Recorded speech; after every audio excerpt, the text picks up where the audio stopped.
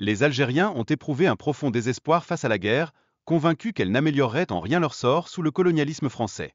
Leur aversion pour le conflit était manifeste. En dépit des tensions et des affrontements sporadiques, la domination française est demeurée inébranlable grâce à sa puissance militaire et son contrôle sur la région. Les révoltes étaient étouffées de manière efficace.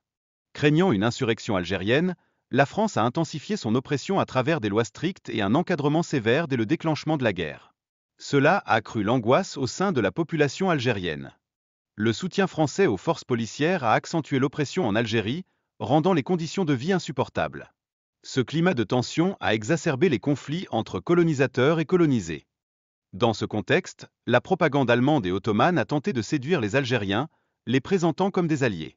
Cela a engendré des manifestations de résistance face à l'occupation française. L'émergence de la culture populaire, notamment à travers la musique et la poésie, a permis aux Algériens de s'exprimer. Ces créations critiquaient la France et revendiquaient un désir d'indépendance.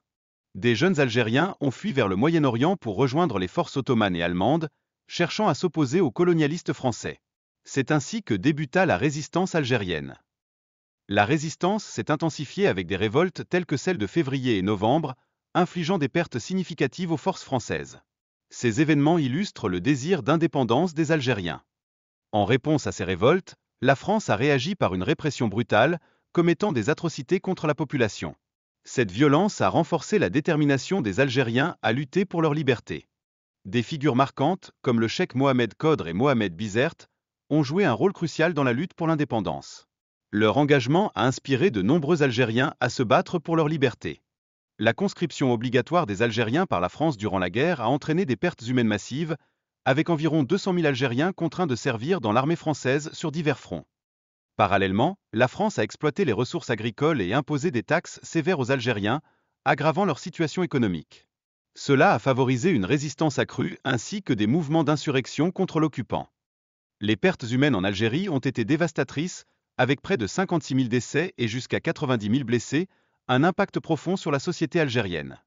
La situation économique s'est également détériorée, avec des impôts accrus et des ressources confisquées par la France, aggravant ainsi la précarité des Algériens. Malgré les horreurs de la guerre, un sentiment national a émergé parmi les Algériens, les motivant à lutter pour leur indépendance et à réclamer leurs droits. L'impact des idées de Wilson a été déterminant pour mobiliser les Algériens autour des principes d'autodétermination et de nationalisme, inspirant de nombreuses organisations politiques. Le rôle de l'émir Khaled dans la défense des droits algériens lors de la conférence de paix de 1919 a suscité des espoirs pour un avenir meilleur pour le peuple algérien. Les réformes françaises, bien que superficielles, comportaient des conditions strictes pour l'obtention de la nationalité, maintiennent ainsi la domination coloniale sur les Algériens.